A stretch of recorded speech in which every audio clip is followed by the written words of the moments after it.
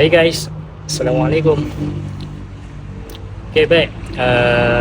Baru-baru ni kita dah dimaklumkan dengan pembubaran DUN Negeri Johor pada 1 Jun 2026 yang baru-baru ni, dah lebih kurang 10 hari lepas. Jadi saya hari ni nak kongsi sikit situasi kat Johor ni. Yang pertamanya kita tengok pada populasi lah. Sekarang ni rakyat Johor lebih kurang 4.1 juta orang lah.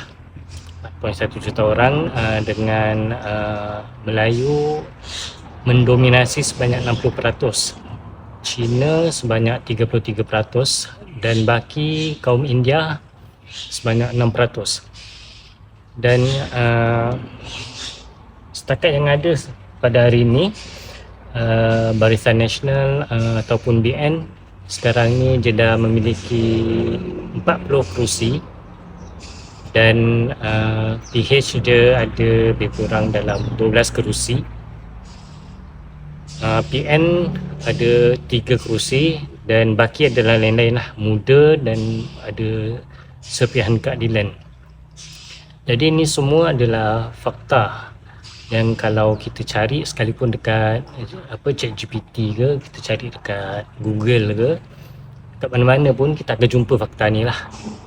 Tapi ada sesuatu yang menarik pada PRN kali ini, PRN 16, yang akan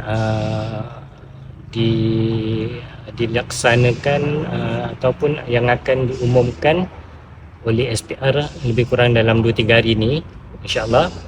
Jadi ada yang menarik.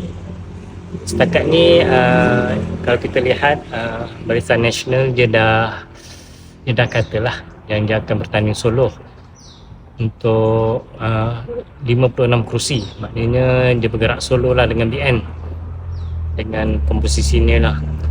Dan PH pun nampak begitu juga, agak tegang jugalah. Dan PN ataupun khususnya PAS lah, setakat ni akan bertanding, dan cumanya mungkin ada perbincangan lah dengan beberapa pihak, dan kita pun masih menantilah sebarang pergerakan ataupun sebarang perkembangan daripada maklumat-maklumat yang kita akan dapat nanti, insyaAllah. Jadi dari masa ke semasa, insyaAllah saya akan cuba kongsikan beberapa fakta menarik berkaitan dengan pilihan raya yang akan datang ni, khususnya PRN Johor lah. Sebabnya saya